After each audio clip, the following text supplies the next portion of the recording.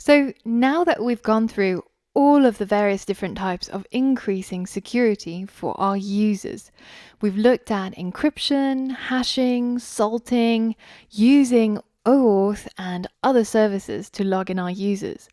There's just one thing that our website needs, some actual functionality.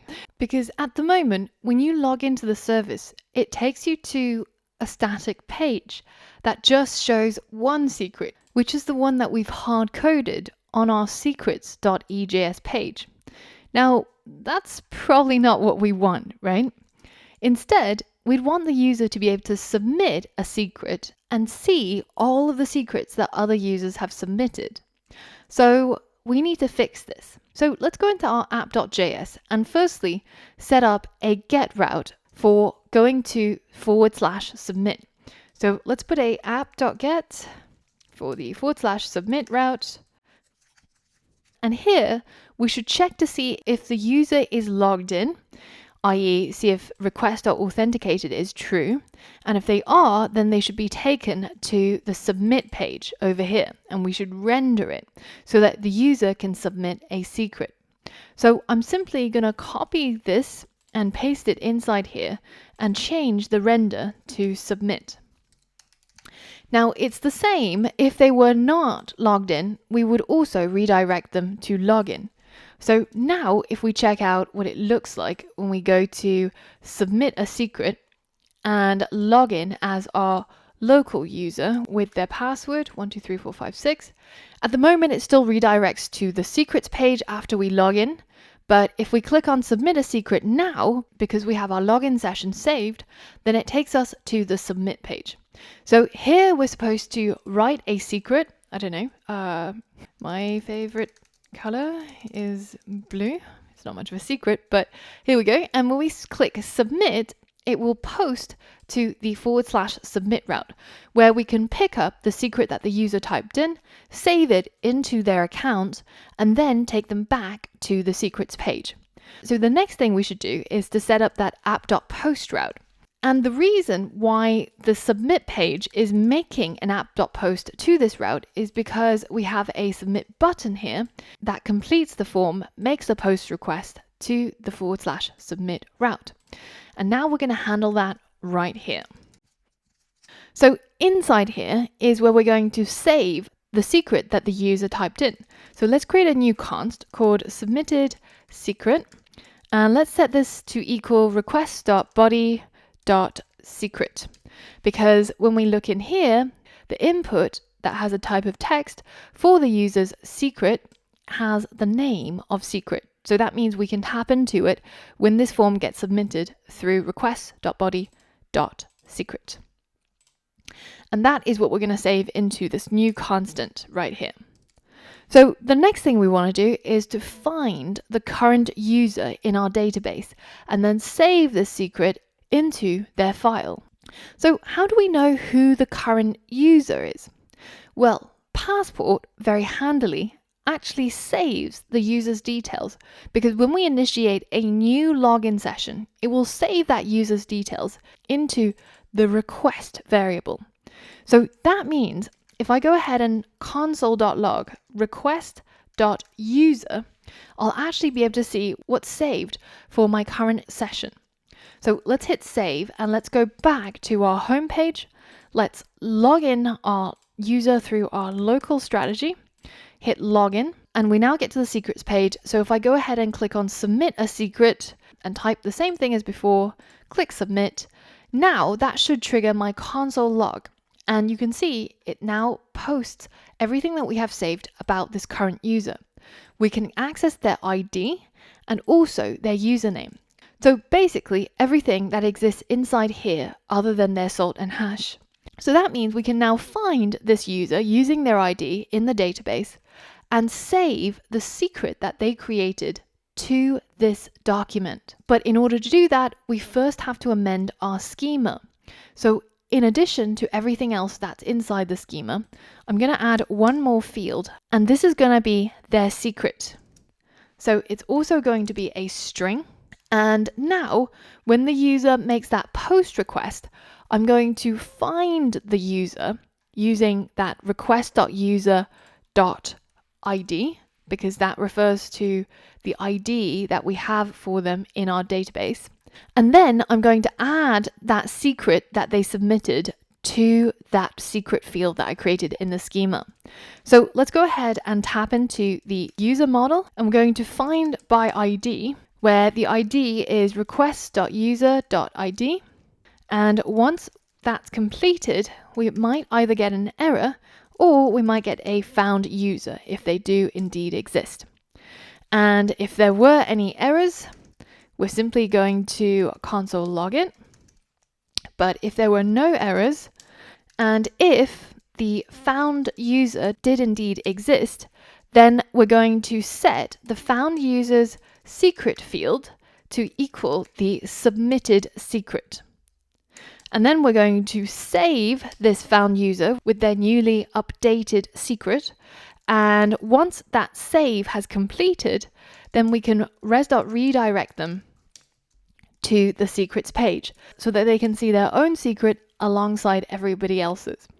So let's close off these lines of code and let's hit save, and let's go back to our home page, log in our user. So remember, because every time our server restarts, our sessions and cookies gets wiped out.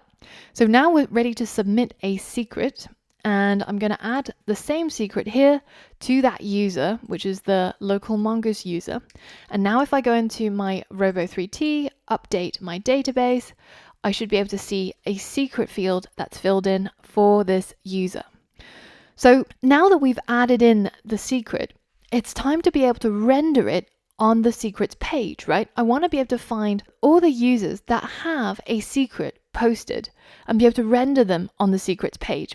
So that way it's no longer just a static page with only a single secret. So to do that, we have to update the app.get for our secrets route.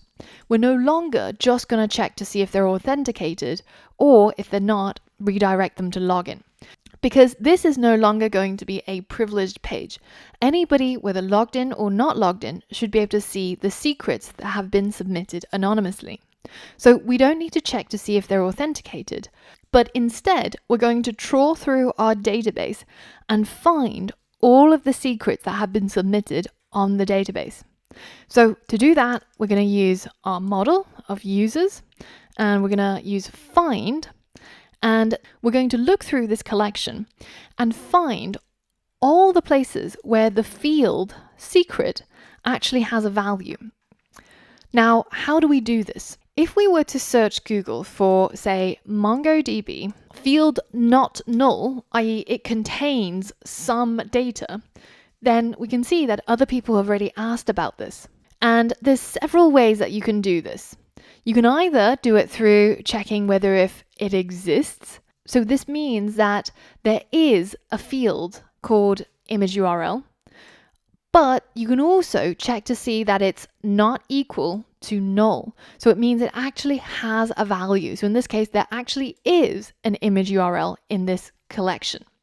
So this is what we want. So in our case, we're going to check through our collection of users and look through the secret field.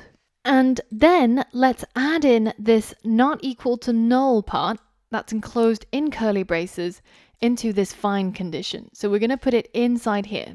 So we're going to make sure that we open up a set of curly braces. So notice how this is one set of curly braces, and this defines the condition that we're going to look through our database with. And then this is another set of curly braces, which is going to be the condition for which documents to pick out based on the secret field. And here we're going to type in what we saw over here, which is $ not equals to, or NE, null. So this code should now look through all of our users in our users collection, look through the secret fields, and pick out the users where the secret field is not equal to null. So all of these conditions end right here. So make sure that you add the comma there, and all of these curly braces are one set over here. It's really, really easy to mess this part up, and I do it very often because there's so many curly braces. So here, after all of those curly braces and after the colon and after the comma, we're going to add our callback function with our error or any of the found users. So if there were any errors, then we're going to simply log it.